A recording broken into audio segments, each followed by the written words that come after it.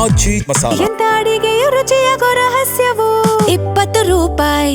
ಬಹುತೇಕರಿಗೆ KFC chicken ಅಂದ್ರೆ ಬಲು ಪ್ರೀತಿ, ಬಹಳ ಇಷ್ಟ. ಯಾಕಂದ್ರೆ ಸಖತ್ ಟೇಸ್ಟಿ ಆಗಿರುತ್ತೆ ಅಂತ ತಿಂತಾ ಇರ್ತೀರಿ. ಆದ್ರೆ KFC ಚಿಕನ್ ಪ್ರಿಯರು ಮಿಸ್ ಮಾಡದೆ ಈ ಸ್ಟೋರಿಯನ್ನ ನೋಡ್ಲೇಬೇಕು. ಯಾಕಂದ್ರೆ KFC ಚಿಕನ್ ಆದ್ರೂ ಸೇಫ್ ಇದೆಯಾ ತಿನ್ನೋದಕ್ಕೆ ಅಂತ ಪ್ರಶ್ನೆ ಮಾಡಿದ್ರೆ ಇಲ್ಲ ಅನ್ನೋಂಥ ಉತ್ತರ ಸಿಗ್ತಾ ಇದೆ. KFC ಚಿಕನ್ನ ಬಾಯಿ ಚಪ್ಪರಿಸಿ ತಿನ್ನೋ ಮುನ್ನ ಹುಷಾರ್. ತಿನ್ನೋ ಮುನ್ನ ಈ ಸುದ್ದಿಯನ್ನ ಒಂದ್ಸಾರಿ ನೋಡ್ಬಿಡಿ, ಆಮೇಲೆ ತಿನ್ಬೇಕಾ ಬೇಡವಾ ಅನ್ನೋದನ್ನ ಡಿಸೈಡ್ ಮಾಡಿ. ಸ್ಪೈಸಿ ಅಂತ ಲೆಗ್ ವಿಂಗ್ಸ್ ತಗೊಂಡ್ರೆ ಸತ್ತೋಗ್ಬಿಡ್ತೀರಾ, ಹುಷಾರ್. ಇಲ್ಲಿ ನಿಮ್ಗೆ ಫ್ರೆಶ್ ಸಿಗುತ್ತೆ ಅಂತ ಹೋದ್ರೆ ನಿಮ್ ಕಥೆ ಮುಗೀತು ಅಂತ ಅರ್ಥ. ಇಲ್ಲಿ ಸಿಗೋದು ಫ್ರೆಶ್ ಅಲ್ವೇ ಅಲ್ಲ, ಸಿಗೋದೆಲ್ಲ ಕೂಡ ಕೊಳತ ಚಿಕನ್. ಆನ್ಲೈನ್ ನಲ್ಲಿ KFC ಚಿಕನ್ ಬುಕ್ ಮಾಡಿದ್ದ ಗ್ರಾಹಕ ಅತಿ ದೊಡ್ಡ ಶಾಕ್ಗೊಳಗಾಗಿದ್ದಾರೆ.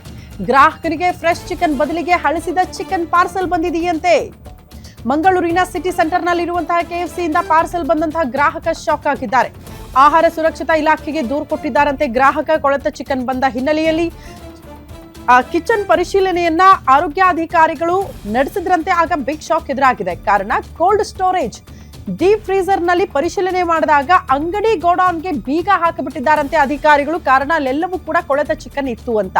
ಆಹಾರದ ಸ್ಯಾಂಪಲ್ಸ್ ಅನ್ನ ಲ್ಯಾಬ್ಗೆ ಸದ್ಯಕ್ಕೆ ಅಧಿಕಾರಿಗಳು ಕಳಿಸ್ಕೊಟ್ಟಿದ್ದಾರೆ. ರಿಪೋರ್ಟ್ ಬರೋ ತನಕ ಕಾಯ್ಬೇಕು. ಆದ್ರೆ KFC ಚಿಕನ್ ಸೇಫ್ ಅಲ್ಲ ಅನ್ನೋದನ್ನ ಗ್ರಾಹಕ ಹೇಳ್ತಾ ಇರೋದು.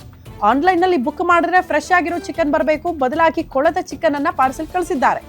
ಹಿಂಗೇನಾ ಪರಿಸ್ಥಿತಿ ಇರೋದು? ಯಾಕಂದ್ರೆ ಇತ್ತೀಚೆಗೆ ಸ್ಟಾರ್ ಹೋಟೆಲ್ಗಳಲ್ಲೇ ಇಲ್ಲಿ ಪರಿಸ್ಥಿತಿ ಹೆಂಗಿದೆ, ಅಲ್ಲಿರುವಂತಹ ಮಾಂಸ ಎಷ್ಟರ ಮಟ್ಟಿಗೆ ಕೆಟ್ಟ ಹೋಗಿತ್ತು ಅನ್ನುವಂತಹ ವಿಚಾರ ಜಗಜ್ಜಾಹೀರಾಗಿ ಹೋಗಿದೆ. ಹಂಗಾಗಿ ಮಂಗಳೂರಲ್ಲೂ ಕೂಡ ಈಗ KFC ಚಿಕನ್ ಅನ್ನ ಪರಿಶೀಲನೆ ಮಾಡಿರುವಂತಹ ಆರೋಗ್ಯ ಅಧಿಕಾರಿಗಳಿಗೂ ಕೂಡ ಶಾಕ್ ಎದುರಾಗಿದೆಯಂತೆ. ಕಾರಣ ಅಲ್ಲಿದ್ದಂತಹ ಮಾಂಸ ತಿಂಗಳಾನುಗಟ್ಟಲೆ ತಂದು ಸ್ಟಾಕ್ ಇಟ್ಟಿರುವಂತಹ ವಿಚಾರ. ಅದನ್ನ ಈಗ ಲ್ಯಾಬ್ ಕಳಿಸ್ಕೊಟ್ಟಿದ್ದಾರೆ. ವರದಿ ಬರೋ ತನಕ ಕಾಯ್ಬೇಕು.